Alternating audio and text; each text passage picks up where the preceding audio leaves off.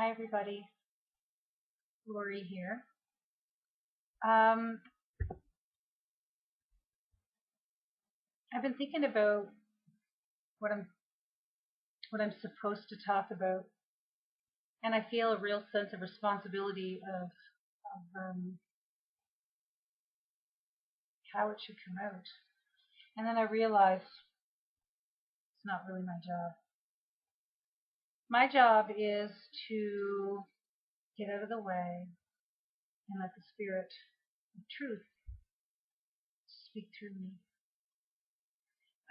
First, I want to start by saying I'm not asking you to believe anything I say. I'm not going to try and convince you or push you or, you know, it's not a religion. I'm not trying to drag you into a cult. Um, what I am going to ask of you, by way of what Spirit has asked me to tell you, is you need to engage with your own life, with your heart, and with the guardian of your heart. Um, One of the most important things to doing that, to actually getting off the conveyor belt of life that most people are on, like cookie cutters, you know, cookies from that cookie cutter that is just spitting out um, lots of cookies that are basically the same. We're asked to rise up and become our unique self and fulfill the purpose that we've come.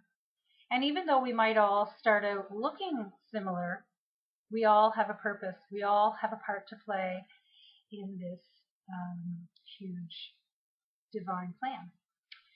So, one of the most important things about figuring that out, what is true for you, what is your purpose, it's about asking the questions. It's about the who, what, where, when, and why, right? Uh, it's really interesting that when we're children, we always ask, why? You know, somebody says, oh, the sky is blue, and we say, why? You know, we want to know why. We want to know, what time is it? Where is it? How do you know? Right? What's it made of? Right? And that's when adults, they'll answer a few questions, but eventually a lot of them will just get irritated and basically say, stop asking questions. Right? So this is where one of our basic um, human tools for figuring out our life gets stolen from us or gets suppressed.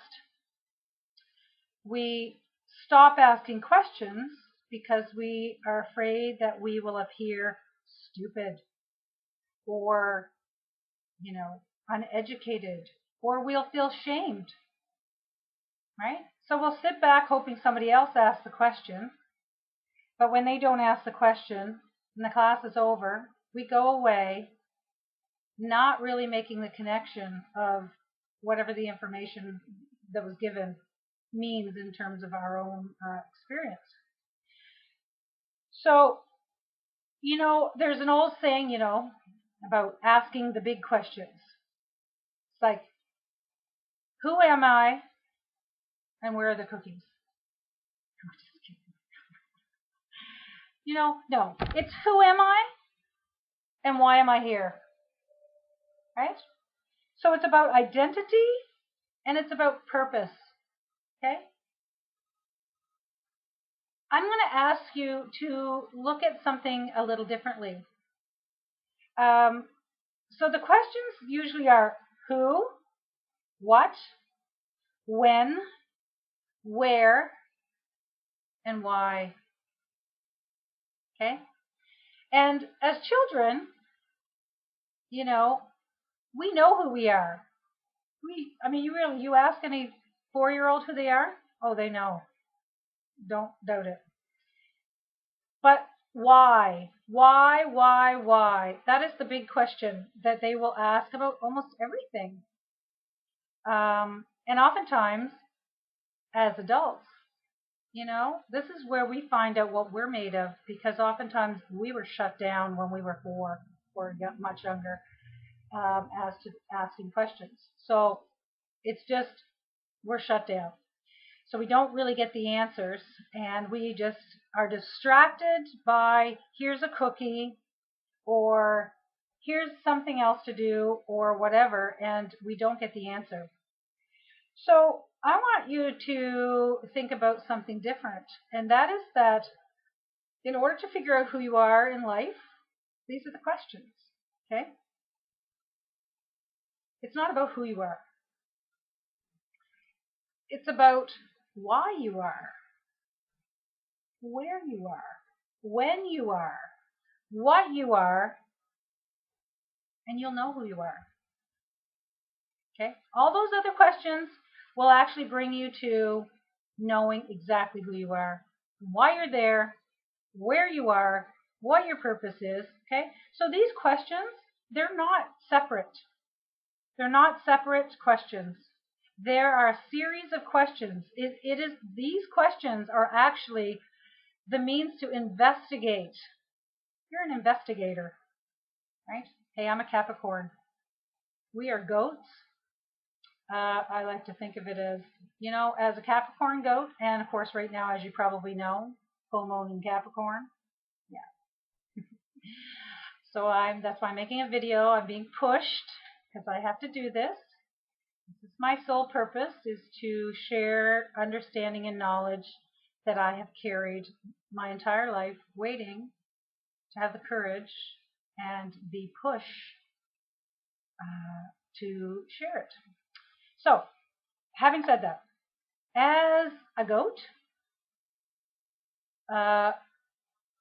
we're not like sheep. Sheep, they stay in crowds.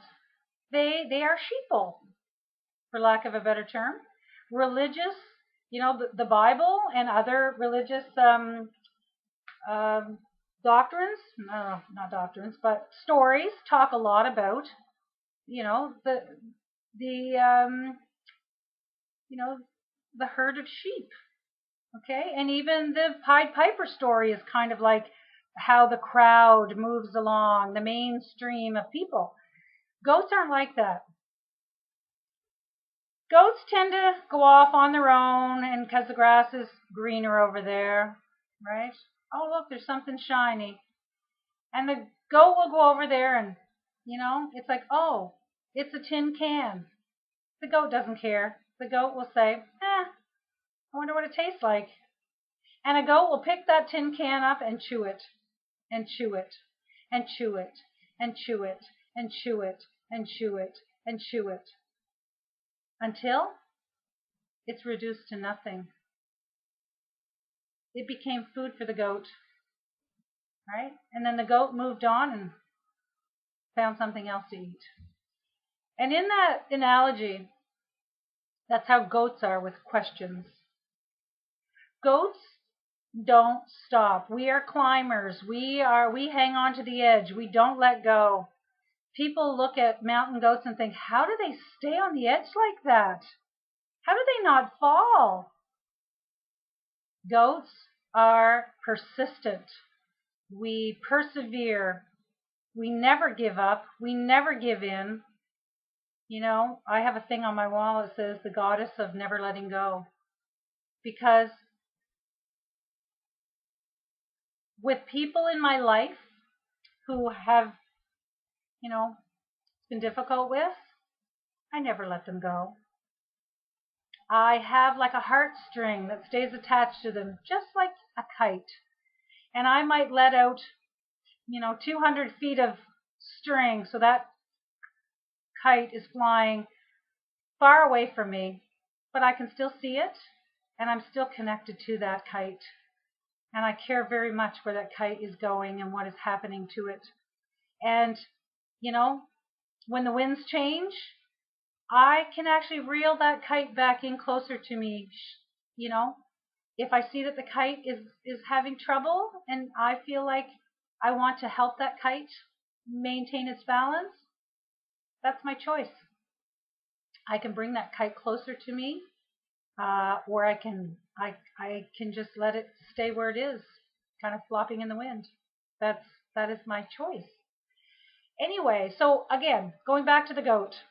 So we chew and we chew until we take whatever the information is that we get, right? Until we reduce it to nothing. Until we get the answer. Until we actually know what that original thing was about. So when I look at history and when I look at the present in our world, I look and I say, you know, whatever the issue is going on in the world right now, I say, whoa, well, this isn't new. Where has this happened before in history? Because we all know the old saying, history repeats itself, right? And if you've ever seen my favorite movie, Groundhog Day, someone very special in my life one time used to say, oh my God, it's like Groundhog Day in relationships. Because it seems like it's like the same day gets repeated over and over and over, and they never get past that.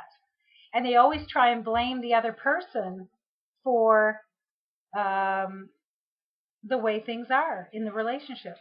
They don't realize yet that what has to change for things to change is themselves. Something in yourself. You don't change the world by projecting your stuff onto somebody else or onto the world. You change the world by changing yourself. Okay? So the questions, asking the questions. Why? Why? Why is this like this? Why is this happening? Where has this happened before? When did it happen? Right? Where did it happen? Right? And the fact that you're connected to whatever that particular issue is or that incident, because there's thousands of things happening, millions of things happening all at the same time. But for some reason, that incident or event is connected to you. You want to know more about it. So your heart, your soul starts saying, look at this. Look at this. I want you to see this. I want you to look deeper. Okay? So when you start looking at it, you think about, one, you got to understand that you are connected to it. You've experienced this before, or you wouldn't even be looking at it. It wouldn't be part of you. It takes one to know one. So there's something in that event that is important to who you are and who you have been in the past.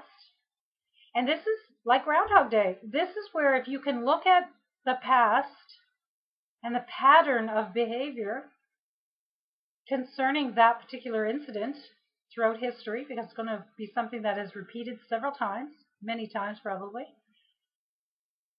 you have been a part of that. So you can actually look at yourself and really examine, why is this important to me? How does that reflect on my life? And how am I a part of that? And this is where you can change an energetic pattern in your behavior by awareness and conscious choices. I use a variety of different ways of working with these types of questions and events. And I love flower essences, remedies. I've been using them for around 25 years. I really love them because they're all about energetic patterns in nature.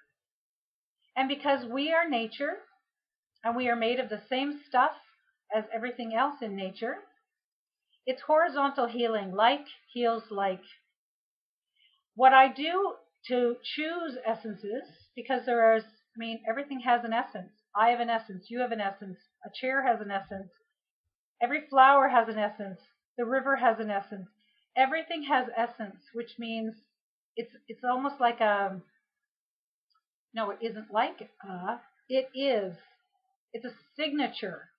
It's a signature energy. It's like a radio station has a frequency. You know, whatever your local station is, you got to turn your dial to that particular number on the dial to tune into it. And that is exactly the same as how we dial into these other things in our life. They are that particular frequency. And so I like to bypass the intellect because the intellect and the ego and the mind all kind of gets overwhelmed and muddles things up, and ego gets in there and says, oh no, that's not what you need. But in reality, it's probably exactly what you need, right? Because the ego likes to be arrogant and say, no, you don't need that. That's probably what you need. So I just bypass that whole department and I use a pendulum because it bypasses the intellect. You can use your human electrical system, and most people know about muscle testing with your fingers, where you can actually muscle test and pull your fingers apart depending on does this make me stronger, does this make me weaker. I use a pendulum, so I'm going to grab my pendulum. It's right here, and this is just one pendulum that I use. It's fluorite, which is really an awesome energy, and I'm going to use this. So for myself, when I ask questions, in order to figure out, for anything, herbs, what things would be better for me if I have imbalances in my system, I can ask myself. I don't use it for silly questions like, should I get out of bed? Like, really? You have to decide that. And that is up for grabs. Soul does not care whether or not you get out of bed right now. That's your choice. Okay? So you use it for things that have to do with the body, mind, and the soul as a unit. Okay? So I'm going to show you this. For myself, whoops, I got to get over here. How do I do this? Oh, I'm not good with this camera thing. Oops. Okay. I'm going to go back. I got to go back. Okay. So, all right. You see that? Okay. So what I would do, I would start out asking a question that I know. I'll start out asking, is my name Lori? So, okay. Is my name Lori? Oh, great. Oops, there you go. I don't know if you can see this, but it's going back and forth in a straight line. Okay? You see, it's going in a straight line. Okay? Is my name Barbara?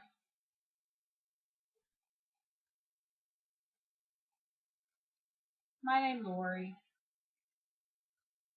This is a pretty heavy stone, so as soon as the momentum shifts, I feel it in my hand, and it might feel like, it might look, I don't want you to think that I'm doing anything to manipulate that. I want you to actually get one of these. You can use a piece of jewelry. You can use a needle. Sometimes in the old days, people would use a needle on a thread to check for, is the baby a boy or is it a girl? You've probably seen that.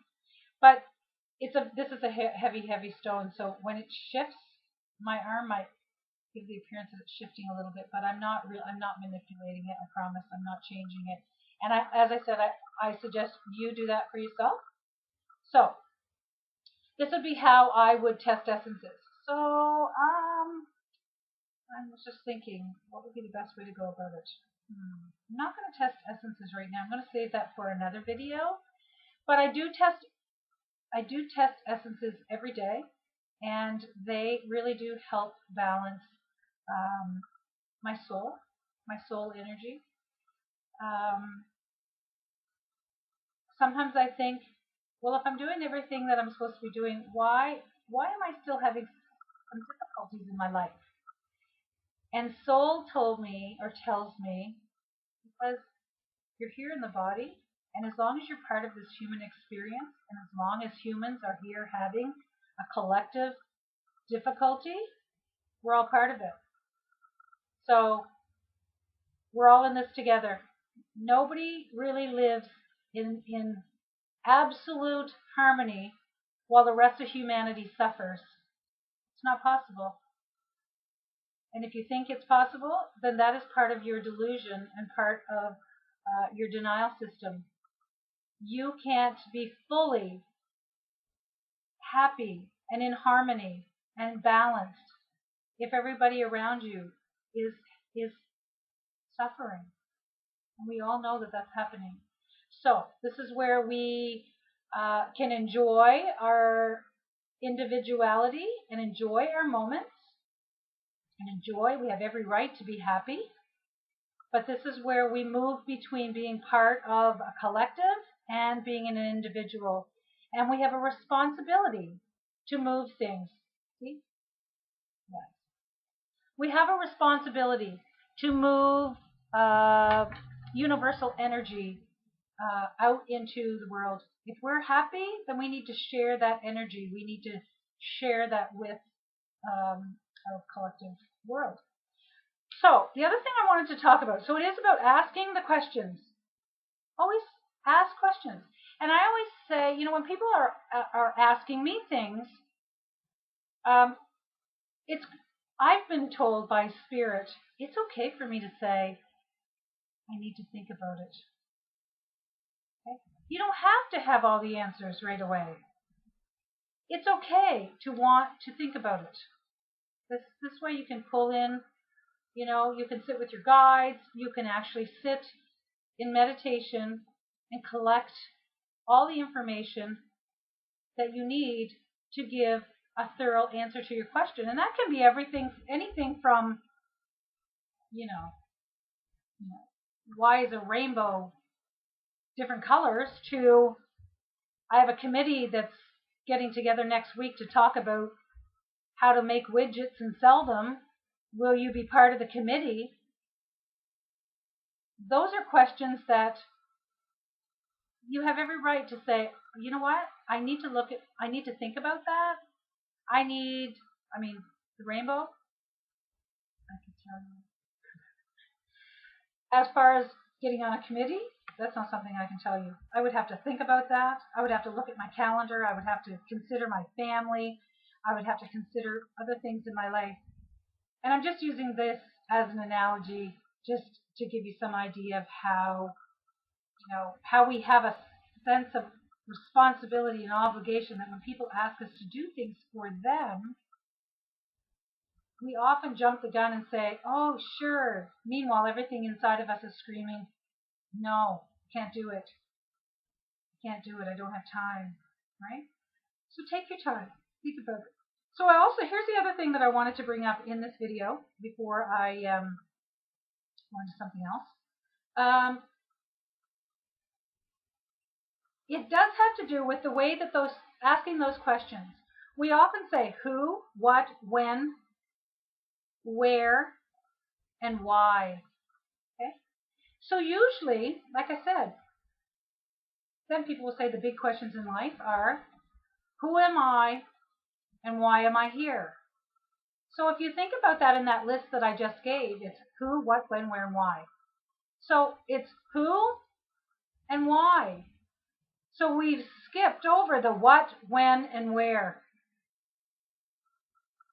We've gone right from who to why. And we wonder why we don't understand what's going on. This is a process. These questions are a process of investigating.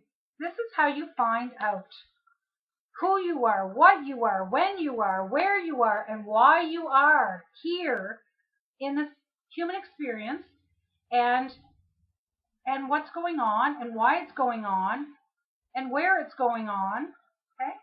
And where it's happened before in your life, in your past life, and in this present life, because we recreate events on a subconscious level to heal these and change these energetic soul patterns. But a lot of times we don't realize. We just go from one event to the next. You know, just like, for an example, someone might get in a relationship, you know, with a nice guy, and then, 2 years into the marriage, all of a sudden they realize this person is an alcoholic. Okay? And it's unlivable. Probably didn't take 2 years. Right? I'm just saying. Usually what happens, is finally she says, I've had enough. This is not what I want for myself. So she'll leave that relationship. But then, She'll find another nice guy, get in a relationship with another nice guy. Next thing you know, come to find out, he's an alcoholic. She leaves him. She thinks, oh my God, I can't believe it. What are the chances of that? She breaks up with him. She goes on. She gets with another alcoholic. Eventually, hopefully, she'll say, well, you know what? I'm the common denominator. It's not about them. It's about me. Why would I be attracting 3 alcoholics? By the way, I never had 3 alcoholics in my life. But that's just an analogy of energy patterns, how obviously there is an energy imbalance in ourselves.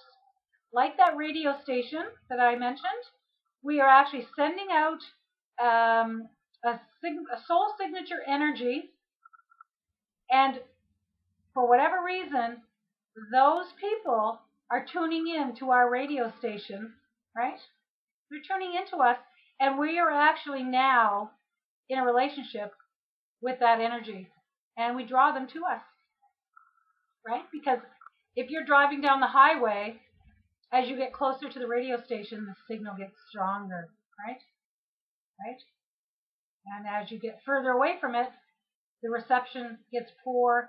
And so when you move away from the energy imbalance, the alcoholic or whatever, the addiction energy, when you get further and further away from it, you can't pick it up. It can't pick you up. It doesn't move in on you. You can't hear it, right? You're out of range. Does that make sense? Yeah. So that's something to think about. So again, back to that list of questions. I want you to look at it this way. Instead of going right from who to why, I want you to think about where. Where. I want you to think about the word where. Okay? Where in my life have I done this before? Where in my life has this pattern shown up before? Eventually, I'm going to talk to you about something way bigger than this, and that is that Mother Earth is a plane of reality, but I want you to think about Mother Earth as a person, which means if the Earth is a person, then where is a location? And if you can pinpoint location in your body, imbalances in your body, these are the locations of energy imbalances which cause disease in the body. Okay? Eventually, I'm going to even talk to you about how the Mother Earth, if you want to look at countries and belief systems, and we're going to talk about religions and different cultures, and the fact that our body is full of many, many different systems, which are, in fact, like different countries, right? Your kidneys and your liver do totally different things. The kidneys can't do what the liver does, right? And we can't expect them to, because when if kidney cells started demanding that liver cells did what they did, that's when we end up with imbalances in both systems. And this is how disease gets carried throughout the body. So again, I'm not going to go into that right now, but I do want you to think, I want to go back to, I want you to think about this idea of who, what, when, where, and why. And the idea that in that list of 5 questions, I want you to think about the inversion of these questions. Okay? And when I say inversion, and in fact, I'm going to grab my, I'm going to tell you exactly what it means according to Webster's. My glasses on, sorry. into bibliomancy, and I love it because it's all about word origins and where the words really come from. And because we talk and because we use everyday words, we think we know what they mean, but you really need to look into it because words have power. Words have energy. We invoke, we command, right? Words have power. I mean, if you're biblical, in the biblical sense, it says, and the word was with God. So the spoken language is like abracadabra, magic words. We say this, but we don't really get that. In fact, everything we say carries a vibrational energy that can totally change what's going on around us. Okay? The word help, just for instance, off the top of my head, the word help, that is a prayer, that is a command, that brings in your guides and your protection, just like that, right? Help.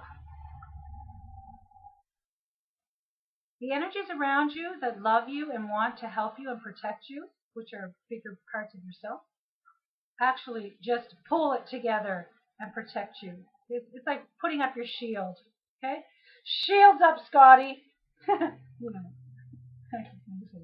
Anyway, going back to inversion. So inverted thinking. So inversion. Inverse means reversed in order or relation, directly opposite. Inverse function, the function obtained by expressing the independent variable of another function in terms of the dependent variable, which is then regarded as an independent variable. Inversion means an inverting or being inverted, something inverted, reversal. A reversal of the normal order of words in a sentence. So whether you say, he said, or said he, makes a difference. What else makes a difference is in certain languages, and especially here in New Brunswick, we need to be extremely aware of this, that it gets turned around. So instead of St. John River, it's River of St. John. So it becomes possessive. Okay? Right? Instead of St. John River, like a name and a noun, it's becoming the River of St. John. It becomes possessive. So I'm not going there right now. That's for another video. The other thing, invert, to turn upside down, to change the direction in the opposite direction, reverse the order. So the reason that I bring that up, it's really important because so often things get turned upside down. We think we know what we're saying, we think we know what we're doing, but in fact, if everything that how do I say this? For instance, everybody is aware of the all-seeing eye in the triangle, right? You know the triangle.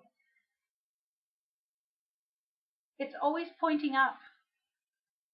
That's actually like the masculine. That's the masculine. It's pointing up, right? It's up, right? It's up.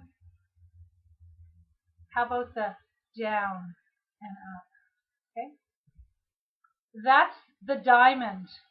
That makes a diamond. When you think about it, that's up and down and down and up. That makes any sense to you guys. I want to do a whole video about this because this is about involution and evolution and how different they are and how in reality they are not opposite. They're complementary. You have to have two parts for a system to be whole or for something to work. They don't teach all of the process, just like those 5 questions. We go from who to why. Who am I and why am I here, instead of what am I, when am I, where am I. We leave out all the middle parts, and then we wonder why at the end we don't know. We don't know the answers because we're not asking all the questions. We are not doing the whole process. We're skipping over the most important parts of a process of understanding who we are, what we are, when we are, where we are, and why we are. The inverted part of this is understanding, and the word understanding, overstanding and understanding. That right there says it. It's about what's above, what's below. These two things have to balance. Above and below have to balance. And if you're only doing one part of the process, it's not going to work. You're not going to get the results that you want to get in your life. And if you're skipping right from who to why, you haven't done what needed to happen in the middle to actually get you from point A to point B. I hope this is making sense to you. I am going to talk, I'm on to 36 minutes right now, and that's longer than I expected. Spirit wanted to get more out than I expected. I am going to do a video shortly about DNA and the XY factor, the X factor, which is the mystery factor. Yeah, I don't even want to start as much as I want to. Yeah. So more than anything, I want you to take everything and anything that seems remotely interesting to you or rings true for you and dig into it. Be like a goat. Chew on it. Dig up books. Go on internet. Go to the library. Look through things. In fact, meditate about whatever the crux of your thinking is towards that issue or that element, and invite parts of that to come to your light, come to light for you. It will pop up in, maybe on a sign, maybe a friend will bring something up or give you a book, or a movie will come up and there'll be something in it that'll make you say, oh wow, that's similar to what I was thinking about the other day. So I really want you to explore these things, these thoughts, this process. Not jumping from point A to point B, but actually following all the steps to get to the why. You need to get to the why, you have to understand the where and the when and the what and the who. Okay? You need to understand all these things. And when you do, it's really fabulous. It's really, really fabulous. And we're a team. We're all in this together. So when everybody, starts to work as a team with understanding, life will start to get more fabulous and lighter and joyful. Yeah. And I guess that's all I have for now. And as my fabulous husband would say, over and out.